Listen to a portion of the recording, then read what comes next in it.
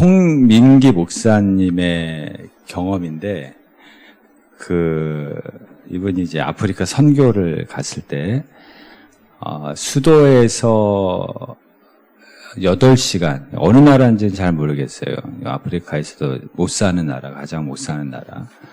8시간 떨어진 수도에서, 근데 거기에 교회가 있었다고 합니다. 예.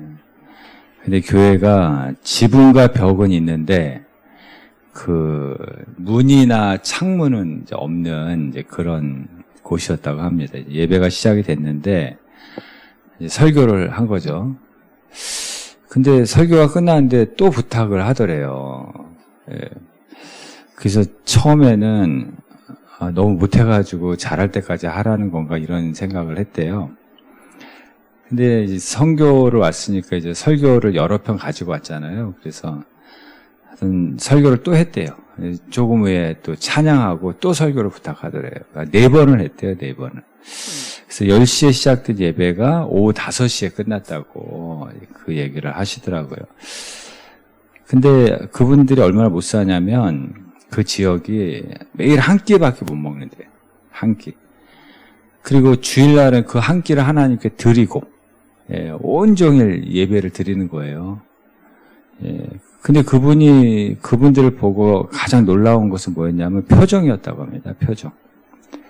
야, 어떻게 저렇게 기뻐하고 즐거워하면서 예배할 수 있을까?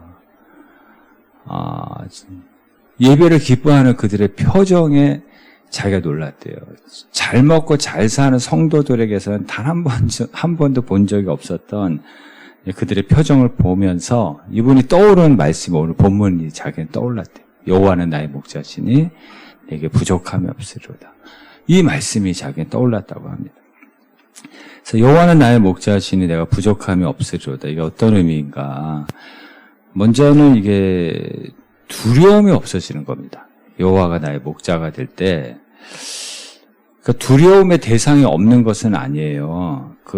팔레스틴에서 양을 치신 분의 경험은 양들은 죽을 일이 쌓였다고 합니다. 뭐 예를 들어 구덩이에 빠져도 죽고, 가시덤불에 털이 엉켜도 죽고, 독초를 먹어도 죽고, 그리고 맹수는 당연한 거고, 그리고 벌레가 독하대요. 그 팔레스틴 지역에. 그래서 벌레에 물려도 죽기도 한대요. 골짜기에서 죽고, 서로 다투다가 죽고, 심지어 양들은 목자가 털을 깎아주지 않으면 털이 무겁잖아요. 그럼 넘어지면 못 일어난대요. 그러니까 양들은 죽을 일이 쌓인 거예요. 수많은 위험이 있는데, 근데 양들은 눈이 나쁘다고 하잖아요. 근데 잘 보이지 않는 그 눈에 목자가 자기 눈에 보이면은 이 모든 위험한 상황 속에서도 평안을 누리게 된다라는 거죠. 그게 여호와는 나의 목자시니 내가 부족함이 없으리로다라는 그 고백이라는 거죠. 여호와는 나의 목자라는 말은 좀 더 우리에게 적용을 하면 하나님과의 친밀한 관계를 얘기하는 거예요. 하나님과 좋은 관계를 얘기하는 거예요. 그게 위험이 있고 두려움이 있어도 하나님과 친밀함 속으로 들어가 버리면 이 고백이 나온다는 거예요. 여호와는 나의 목자시니 내가 부족함이 없으리로다. 이 고백을 하게 된다라는 거죠. 여기 5절에서는 여기 원수가 뭐예요? 양들에게 원수는 누구예요? 맹수잖아요. 맹수. 예, 맹수. 그 맹수의 목전에서도 목자가 차려준 밥을, 예, 먹는다는 얘기예요. 감히 양이. 왜 그래요? 예, 여호와가 나의 목자. 그러니까, 양들의 눈에, 그 양들은 겁이 많아요. 그래서, 목자가 없으면 새끼를 뵌 양들은 맹수를 보면은 유산을 한대요. 그렇게 겁이 많은 양들이 목자가 자기들의 눈에 보이기만 하면은 맹수 앞에서도 목자가 차려준 그 밥을 먹는다라는 것이죠. 그래서 한나가 그 경험을 했잖아요. 맹수 같은 분인나가 괴롭히잖아요. 힘들게 하고. 그랬을 때 하나님과의 친밀함 속으로 들어가 버리잖아요. 그러니까 하나님과 친밀함 속에 들어가고 나니까는 하나님과 좋은 관계가 돼버리니까는 지금 상황이 바뀌지는 않았어요. 그 상황은 여전히 그대로인데 그 상황 속에서 여호와는 나의 목자시니 부족함이 없으리로다. 그 고백을 하게 되는 거죠. 평안을 누리게 되는 거죠. 시편 34편 9절에서 10절에 우리 같이 한번 읽어보겠습니다. 너희 성도들아 여호와를 경외하라. 그를 경외하는 자에게는 부족함이 없도다. 젊은 사자는 궁핍하여 줄일지라도 여호와를 찾는 자는 모든 좋은 곳에 부족함이 없으리로다. 이것이 하나님과의 친밀 속으로 들어갈 때, 하나님과 좋은 관계일 때 이제 나타나는 현상, 나타나는 고백인 것이죠. 그 바로가 모세를 학대하죠. 모세를 학대할 때마다 모세는 어떻게 해요? 하나님과 독대하잖아요. 친밀함 속으로 들어가 버려요. 거기서 다시 힘을 얻어요. 바로가 막 적대하고 박대하잖아요. 문전박대도 하고. 그럴 때마다 모세는 독대하는 거예요. 하나님과 친밀함 속으로 들어가서 거기서 새 힘을 얻잖아요. 누가 이겨요? 결국 모세가 승리하잖아요. 모세만 그렇습니까? 다윗도 얼마나 박대와 적대를 당했어요. 요셉도 마찬가지. 그럴 때마다 하나님과 친밀함 속으로 들어가 버리는 거예요. 예. 하나님과 친밀함 속에 들어가서 거기서 새 힘을 얻고 다시 시작할 수 있는 힘을 얻게 되는 거죠. 그래서 여러분 누가 박대하고 적대하면 여러분 하나님과 독대하시길 바랍니다. 하나님과 친밀함 속으로 들어가 버리면 이 고백이 반드시 나와요. 여호와는 나의 목자시니 내게 부족함이 없으리로다. 상황이 바뀐 건 아닌데 그 상황에서 똑같은 상황에서 이 고백을 하게 된다라는 것이죠.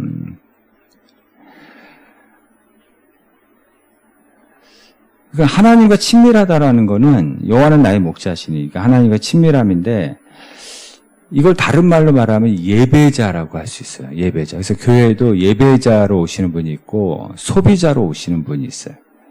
예배자는 하나님과 친밀함, 하나님의 목적이에요. 하나님과 친밀함 속으로 들어가고 하나님과 좋은 관계 속으로 들어가서 부족함이 없으리로다. 이 고백을 하는 건데 소비자는 뭘 사러 오는 거잖아요.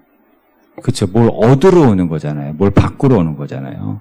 그리고 어느 물건이 좋을까 비교하러 오는 거잖아요. 그러니까 내 욕심과 내 야망을 채우기 위해서 하나님을 만나는 마음은 이게 소비자의 마음이에요. 그게 불평이 많아요. 소비자는 내 마음에 안 들면 컴플레인 하잖아요. 항상 불평하고 다른 것과 또 비교하고 그러잖아요. 백화점이나 마트 갈 때 어디로 갈까 생각하잖아요. 예? 어디가 주차장이 좋을까? 어디가 공간이 좋을까? 어디가 나를 빛나게 해줄까? 예, 어디가 또 뭐가 있어요? 자리가 좋을까? 예, 어디가 가까운가? 뭐 이런 거 다 따지잖아요. 이게 소비자의 마음이거든요. 그러니까 소비자의 마음으로 오면 절대로 만족을 못 얻고 가요. 와서도 불평하고 가면서도 또 불평해요. 요만큼이라도 내 마음에 안 들면 컴플레인하고 가는 거예요. 불평을 쏟아놓고 가는 거예요. 그러니까 우리가 교회도 마치 백화점 가듯이 마트 가듯이 소비자의 마음으로 오면은 만족을 못 얻어요. 예배자로 오셔야 돼요. 하나님과 친밀함 속으로 들어가야지 여호와는 나의 목자시니 내가 부족함이 없으리로다. 이 고백을 하게 되는 거죠. 그래서 예배자는 불평이 없어요. 애통해요. 어찌할꼬. 근데 불평은 소비자들이 다 하는 거예요. 예배자가 될 때 우리의 마음속에 두려움이 사라지고 여호와는 나의 목자시니 내가 부족함이 없으리로다. 이 고백을 하게 되는 것이죠. 컵에 이 물이 가득하잖아요. 물이 가득한. 제가 이거 들고 뛰면 뭐가 흘러넘쳐요? 물이 흘러넘치겠죠. 여기 술이 가득해요. 제가 들고 뛰면 뭐가 흘러넘쳐요? 술이 흘러넘쳐요. 그래서 우리 인생에 충격을 받을 때 믿음이 가득한 사람들은 믿음이 흘러넘쳐요. 예. 의심이 가득한 사람은 의심이 흘러넘치고요. 불평이 가득한 사람은 충격을 받으면 불평이 막 쏟아져요. 흘러넘쳐. 충격을 받을 때 내 안에 뭐가 있는지가 드러나는 거죠. 예배자는 하나님과 친밀한 사람들이잖아요. 좋은 관계잖아요. 그러니까 당연히 하나님이 흘러나오겠죠. 예, 인생의 충격을 받아 하나님이 자꾸 흘러나와요. 예, 그러면서 더 하나님과 친밀함 속으로 들어가서 그 상황이 해결된 것은 아닌데 여호와는 나의 목자시니 내가 부족함이 없으리로다. 이 고백을 하게 되는 거죠. 그래서 일제시대 때 그 어떤 이름이 생각이 안 나요. 어떤 목사님 이야기 있잖아요. 일본 심사가 막 고문하니까 고문하고 때릴 때마다 예수 예수 그랬다 그러잖아요. 그 얘기 안 하면 덜 맞을 텐데 왜 자꾸 그 얘기 하냐고. 예. 근데 뭐라 그래? 자기 안에 뭐가 있어요? 예수가 가득한 거. 그러니까 때리고 충격을 주면은 자꾸 예수만 나오는 거죠. 예. 그게 예배자인 거죠. 여러분, 우리가 사실은 불평 체질이 있어요. 예. 체질에 불평인 사람이 있어요. 예. 축복 체질인 사람이 있고, 평안 체질인 사람이 있고, 불평 체질인 사람이 있어요. 불평 체질인 사람은 평안을 못 견뎌. 이 평안한 게 너무 불편한 거야. 왜냐면 내 체질이 불평 체질이거든요. 그러니까 항상 이 평안함을 못 견디니까 문제를 항상 만들어내. 예. 그래야지 편한가 봐요. 예. 광야 교회가 그렇잖아요. 예. 출애굽한 이스라엘 백성들 소비자로 광야 교회에 들어왔거든요. 근데 그 광야 교회에 들어와가지고 계속 불평하잖아요. 예. 체질이 아직 노예 체질이야. 아직 불평 체질이에요. 예. 그러니까 항상 불평하고. 항상 불평으로 시작해서 불평을 전염시키다가 결국은 불평하다가 죽어버리잖아요. 예. 오늘 본문의 4절 한번 보시겠어요? 4절 한번 보시면 여기 뭐가 나와요? 사망의 음침한 골짜기. 이 사망의 음침한 골짜기가 두 가지 해석이 있어요. 그러니까 사망의 음침한 골짜기. 사망이 있는 게 아니라 사망의 그림자만 있는 거예요. 그러니까 이 골짜기는 두려움만 주는 거예요. 우리가 너 죽여. 뭐 이런 거 있잖아요. 너 가만히 안 둬. 이 두려움만 주는 골짜기지 사망이 있는 공간이 아니라는 거예요. 그러니까 또 하나는 이 골짜기는 어디로 가는 지름길이라고 그랬어요? 푸른 초장으로 가는 지름길이라고 그랬잖아요. 그리고 유일한 길이에요. 그리고 이 길로 가야지 양들이 먹을 수 있는 물과 풀이 있는 길이에요. 그러니까 이 두 가지 해석이 있는 거죠. 그리고 이 골짜기에서 하나님을 신뢰하지 못하는 사람들은 이 골짜기에서 두려움을 전염시켜. 거기가 무덤이 되는 거예요. 자기만 두려운 게 아니라 그냥 두려움만 존재하는 거거든요. 사망이 있는 곳이 아닌데 두려우니까 자꾸 두려움을 전염시켜가지고 다 같이 망하게, 다 같이 그 자리가 무덤이 되게 하는 거고. 근데 이 골짜기는 푸른 초장으로 가는 지름길이기 때문에 어떤 사람은 막 소망을 전염시키는 거예요. 야, 드디어 골짜기다. 이 골짜기만 잘 통과하면 바로 푸른 초장이다. 그래서 자꾸 소망을 이야기하는 거죠. 그 골짜기에서도 불평하는 사람이 있고 골짜기에서 소망을 말하는 사람이 있어요. 이 소망을 말하는 사람, 여호와를 신뢰하고 여호와의 친밀성으로 들어가는 사람만 푸른 초장에 도달하게 되는 것이죠. 예, 할렐루야. 예. 그 보스턴에 있는 축구팀인데 이 팀이 이제 한 게임만 이기면 우승인 거예요. 한 게임만 이기면 이제 우승. 근데 그 게임을 가장 약한 팀하고 경기를 하게 됐어요. 그러니까 이 경기는 질 수가 없고 진리가 없는 그런 게임이에요. 그러니까 당연히 우승 축하 파티를 다 준비를 해놓은 거죠. 근데 질 수가 없고 진리가 없는 이 게임에 패배를 한 거예요. 다 취소가 된 거죠. 근데 그 다음날 신문 기사를 봤는데 그들이 우승 축하 파티를 하기로 한 그 장소에서 큰 화재가 일어난 거예요. 예. 그러니까 이게 낙심할 일이에요? 이게 원망할 일이에요? 알고 보니까 어때요? 이것이 엄청나게 감사할 일인 거죠. 이게 축복이죠. 그래서 우리가 몰라서 불평하는 거예요. 예. 내가 겪은 이 일이 사실은 거기에 숨어있는 엄청난 진실이 있어요. 엄청난 비밀인데 그걸 모르기 때문에 보이는 것만 가지고 우리는 불평하고 원망한다라는 거죠. 그 진실은 어디에 담겨 있어요? 블랙박스에 담겨 있어요. 그래서 우리가 겪는 일들 있잖아요. 고난, 예, 골짜기, 거기에 다 블랙박스가 있는 거예요. 감추어진 비밀이 다 있어요. 예, 이게 눈에 있는 골짜기인데 그 블랙박스 안에는 뭐가 있어요? 진실이 들어가 있어요. 예, 왜 이 길로 인도하는지. 예, 너 살리기 위한 거야. 푸른 초장으로 너를 인도하기 위한 거야. 그 블랙박스는 나중에 드러나는 거잖아요.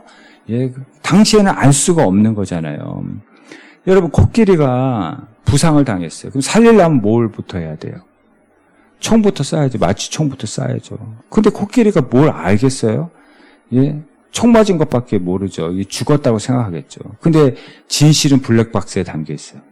예, 나중에 블랙박스를 열어보면 이게 죽이기 위한 것이 아니라 뭐예요? 살리기 위한 거잖아요. 그러니까 우리가 겪는 모든 인생의 과정을 우리는 보는 것만 가지고 판단하지만 사실 우리가 겪는 모든 일 속에는 진실이 담겨 있어요. 하나님의 진실이.